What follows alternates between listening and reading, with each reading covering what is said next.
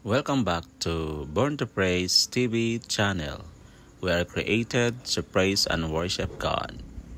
Ang pulong sa Ginoo gamito ni siya para pag-educate disiplina sa church. Kay kung di disiplinahon ang church, dili mo mature. Dili mo mature, mo taas, dili mo mature ba? Di mo hingkod ang iyang pagtuo. Di ba niingon dito sa ingon si Jesus, dili igo ang iyong pagtuo kay naman kulang tas pagtudlo, kulang tas sa kulang tas sa training. Dapat lang pasuhon tas mga problema kay para nga kaamgo ta. Tudloan ta mga igsoon unsaon pag kinabuhi aron mahimo kang responsable. Oh, amen. Okay ba? Okay pa ba ta diha? Hallelujah. So we must be active, not passive. Hallelujah. Dalaygon ang Dios. Ikaduha mga igsoon, pray, obey, and trust. No? Pag-ampo, mo ni siya yung mga aktibo. Prayer, may sa prayer, pray without ceasing. Ang tanang mga aktibo kanunay lang nagbuhat sa mga buluhaton. Ang tanan ng mga aktibo nagbuhat sama sa pagbuhat sa tuang katsatag sa kapanimalay. Trabaho sa panimalay. Kung aktibo kang inahan, aktibo kang amahan, aktibo kang teacher, aktibo kang students, nagbuhat ka sa tanan nimong responsibilidad. Kung ikaw usa ka amahan, nagbuhat kang tudlo sa imong mga anak aron madala nimo dinhing dapita, aron together tang musimbas Ginoo mo na mga aktibo. Pero kung passive ra ganita, sige lang, okay na kay ano, masabta naman ko dato kay wala man ko'y mabilin sa balay. O diba? Kita rin nakakatuon sa pulong sa Ginoo niya sila. Paano kung mag-build up sila ng pamilya? Paano ang spirituality? Kita rin nabuhong sa pulong sa Ginoo ang mga bata. Remember, ang mga bata mas daghang o dali makakatuon sa pulong sa Ginoo. Kay bisan gani wala sila tudloy sa kalibutan, kabalo sila. Take note, kabalo sila. Pero sayang ang ilang pagkahibalo kung dili nahibaloan nila ang kabahin sa gingharian sa Diyos. Manandad na ito mga igsoon ito mga bata. Gagmay pa sila, i-train up na ito sila, ato silang i-train sa pamaagi sa Ginoo.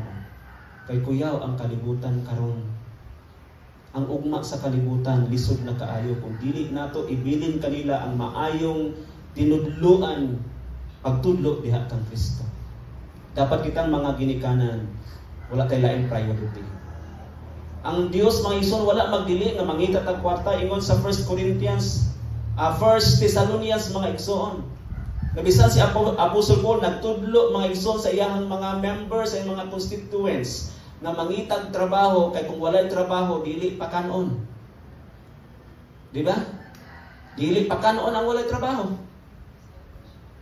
Kabilang siya rin tulog. Di pa kanon, dili lungagan. Sige, tulog. Di ba? Dili pa kanon ang walay trabaho. Muna ingon ang bayi, that is biblical. Paano na ito sila man-nurture? Kung dili na ito sila ganon sa church, dili na sila encourage. Ayaw, dili na po mo undang o encourage nila. I know nga nakasulti na mo. I know nga nakasulti mo. Pero let's try our best. Kita po mismo, kita usa ka number 1 na example. Number 1 tang example mga igsoon. Para nga atong pagtuo, enough to do anta. Kay muli nakulang na ito mga igsoon. Hallelujah. Sa atong conclusion, mga igsoon, doon ay pangutana. Aduna ba kay kasinatian? Kabalo dyan kung doon na kay kasinatian. Pero ang pangutana, asa ba nimo ni siya gidangog?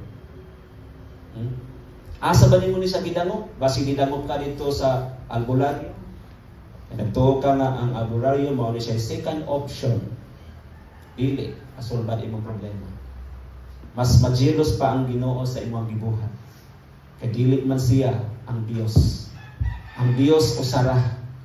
O walay laing mo panalangin nimo, walay laing mo sulbad sa imong problema. Ang Dios ra. Munang dangob sa iya, mga igsoon. Dangob sa Dios tungod kay walay imposible sa Ginoo.